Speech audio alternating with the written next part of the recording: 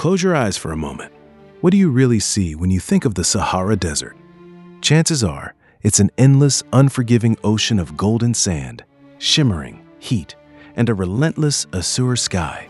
A place of extreme drought where life clings precariously to sparse oases, or perhaps vanishes entirely. It's the very definition of a desolate wasteland, the largest hot desert on Earth, right? But what if I told you that this colossal, arid expanse, this sandy behemoth, was once a vibrant, fertile, even tropical paradise? A land where lush savannas teemed with wildlife, where mighty rivers flowed year-round, and enormous freshwater lakes dotted the landscape, supporting thriving human civilizations. It sounds like a fantastical dream, an impossible mirage dancing on the desert air. But this isn't a fantasy. It is the incredible, almost forgotten history of the Sahara, a story of profound transformation that will completely redefine how you view this iconic region. Welcome back to World Explained. In our last episode, we journeyed to the world's strangest borders, and the Sahara, in its current form, undoubtedly play part in that description. Yet, for thousands of years, this was anything but an extreme desert. For vast stretches of prehistory, the Sahara wasn't a barrier to life. It was a cradle of it, a thriving ecosystem, bustling with biodiversity and human activity. This isn't some ancient geological event stretching back hundreds of millions of years. We're talking about a dramatic transformation that occurred within a time frame that saw early human civilizations rise and fall. Picture a shift so immense, it would fundamentally alter entire continents, all happening within the blink of an eye in geological terms. This astonishing story isn't merely a fascinating historical curiosity, it's a powerful, tangible lesson in how incredibly dynamic our planet's climate truly is, and how quickly landscapes, even colossal ones, can change. It challenges our perception of stability and reminds us that everything we see around us is subject to constant, sometimes rapid, evolution. Understanding the Sahara's green past is crucial, not just for uncovering hidden chapters of Earth's history, but for offering vital clues about our planet's future. Prepare to have your understanding of the Sahara completely flipped on its head as we embark on a journey to uncover its secret, lush, and life-giving past. Let's travel back in time, roughly between 15,000 and 5,000 years ago, to what scientists call the African Humid Period. Forget everything you think you know about the Sahara. Instead of endless sand dunes, picture a landscape dominated by vast, rolling grasslands, akin to the savannas of East Africa today. Imagine patches of open woodland, with acacia trees and even some subtropical forests thriving in regions now utterly devoid of such vegetation. Rainfall wasn't just a seasonal sprinkle, it was abundant and consistent, transforming the dry riverbeds, known as wadis, into perennially flowing rivers. These rivers, fed by powerful monsoons, cascaded across the landscape, collecting in enormous freshwater lakes, some of them rivaling or even surpassing the size of North America's Great Lakes. One of the most astounding examples of these ancient bodies of water was Mega Lake Chad. At its peak, this freshwater sea covered an area of approximately 400,000 square kilometers. That's larger than the entire United Kingdom or the state of California. This wasn't just a big puddle. It was a literal inland oasis, a magnet for life. Fossil evidence unequivocally proves this. We unearthed the skeletons of elephants, rhinoceroses, giraffes, zebras, and even huge populations of hippopotamuses and crocodiles, creatures that demand consistent, abundant water and lush vegetation to survive. The ecosystem was incredibly rich, a testament to the Sahara's capacity to support a diverse food web, from grazers to apex predators. But it wasn't just animals that thrived. Early human cultures flourished here, taking full advantage of the abundant resources. Hunter-gatherers settled along the verdant lake shores and riverbanks, leaving behind incredible legacies for us to discover. Archaeological excavations across the modern Sahara revealed traces of sophisticated settlements, tools crafted for fishing, hunting, and processing food, grinding stones for wild grains, and early pottery used for storage and cooking. These were not just transient nomads, these were established communities. Perhaps the most compelling and visually stunning evidence comes from the thousands of ancient rock art sites found in places like the Tassili Niger Plateau in Algeria, the Caucasus Mountains in Libya, or the Ennedi Massif in Chad. These aren't just crude drawings. They are elaborate, intricate, and often colorful galleries depicting a world utterly alien to the Sahara we know today. We see vast herds of cattle being tended by herders, scenes of hunters stalking antelopes, ostriches, and even elephants. There are depictions of people swimming in lakes, dancing, playing music, and engaged in everyday life surrounded by vibrant flora and fauna. These aren't just pretty pictures, they are historical documents painted by people who lived in this secret garden, providing a direct window into their environment, their culture, and their profound connection to a now vanished landscape. They are a powerful, undeniable testament to the Sahara's incredible green past. So, how did this dramatic transformation occur? How did a lush, vibrant region, capable of sustaining megalakes and diverse wildlife, turn into the arid desert we know today? The answer lies not in a sudden catastrophe, but in a slow, relentless dance orchestrated by our solar system.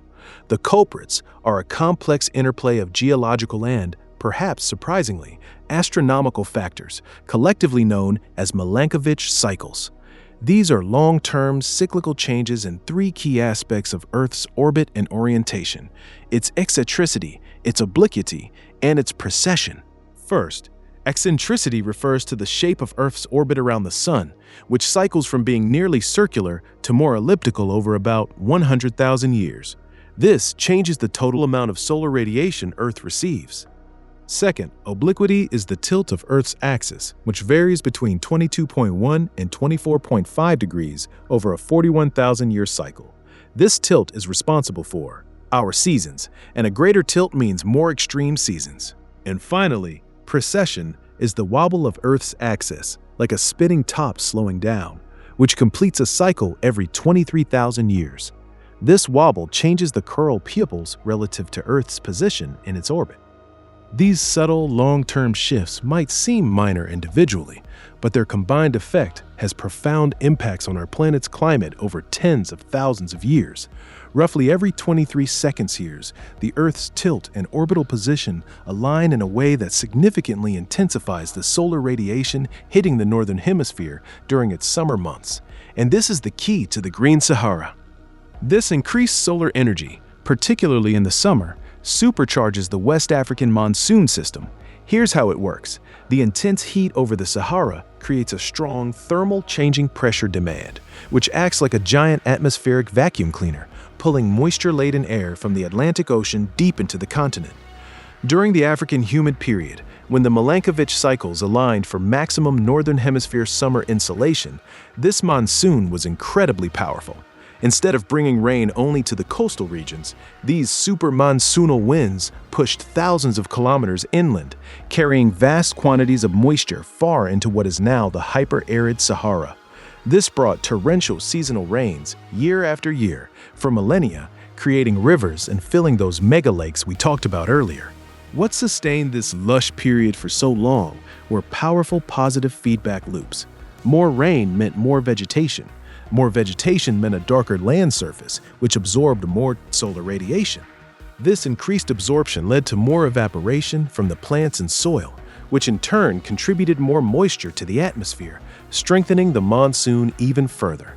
It was a self-reinforcing cycle, maintaining the Green Sahara for thousands of years. However, as the Milankovitch cycles continued their slow, inexorable dance, the alignment shifted. The solar radiation hitting the northern hemisphere during summer gradually decreased, the thermal low over the Sahara weakened, and the life-giving monsoons began their slow retreat south. As the rains diminished, the vegetation died back, exposing the lighter desert sands. This created a negative feedback loop. The lighter surface reflected more sunlight, leading to less evaporation, further weakening the monsoon. Over a period of just a few thousand years, the once green Sahara slowly but inevitably dried out, transitioning back to the desert landscape we recognize today. It's a powerful reminder that our planet's climate is in a constant, often dramatic state of flux, and these natural cycles can trigger environmental shifts on a truly colossal scale. While the Green Sahara is long gone, its echoes resonate everywhere, if you know where to look. Modern satellite imagery provides a ghostly reminder of this verdant past. Beneath the vast, shifting sand seas, we can discern the intricate networks of ancient river channels, fossilized rivers carved into the landscape by water that flowed millennia ago.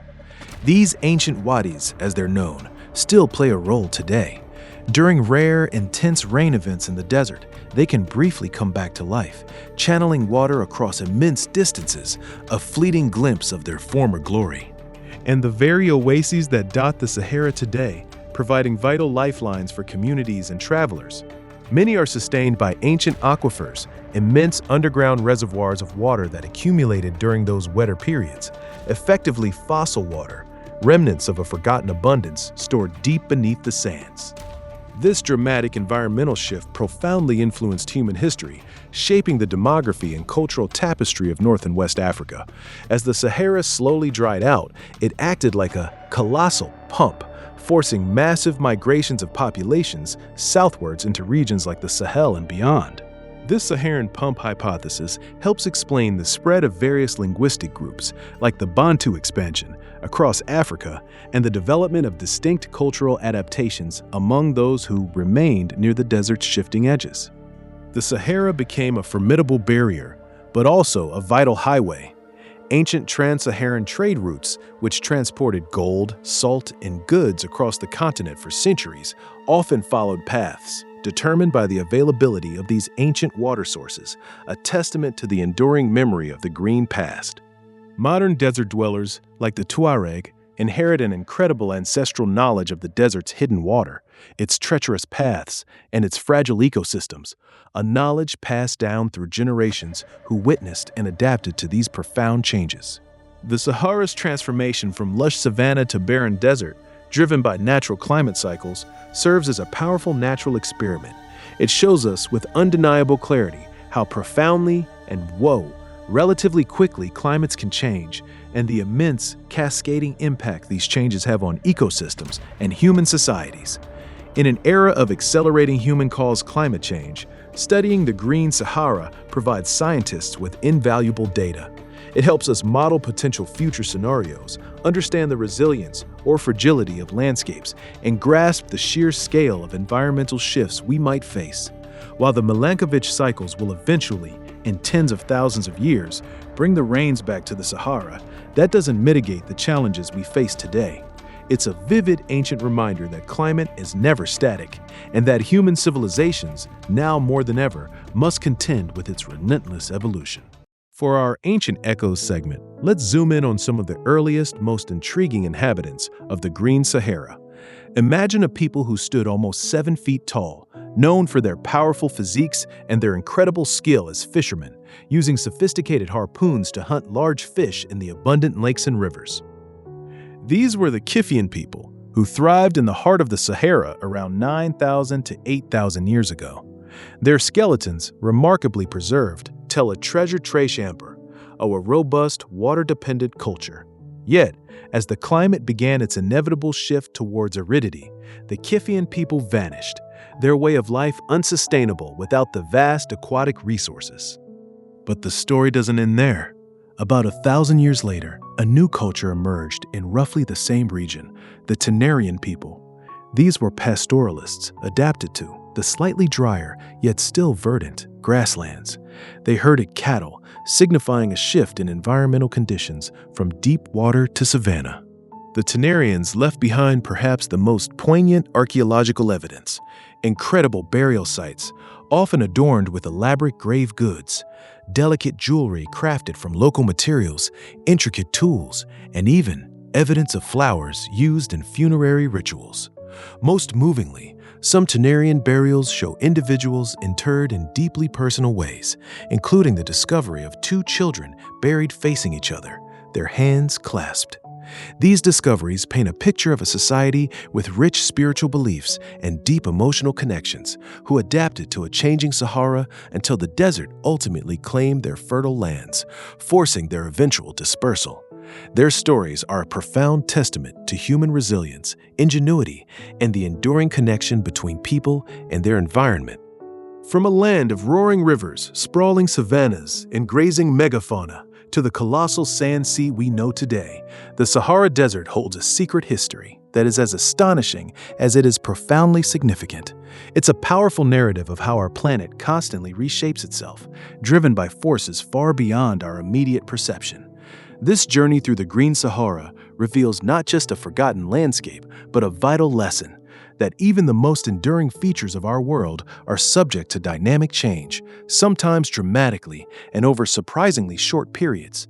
It forces us to reconsider the very nature of landscapes, not as static backdrops to human activity, but as living, evolving characters in Earth's grand ongoing story. Understanding this past helps us appreciate the present and prepare for the future. What other ancient mysteries of our planet do you find most intriguing? What landscapes do you wish you could see in a different time? Let us know in the comments below.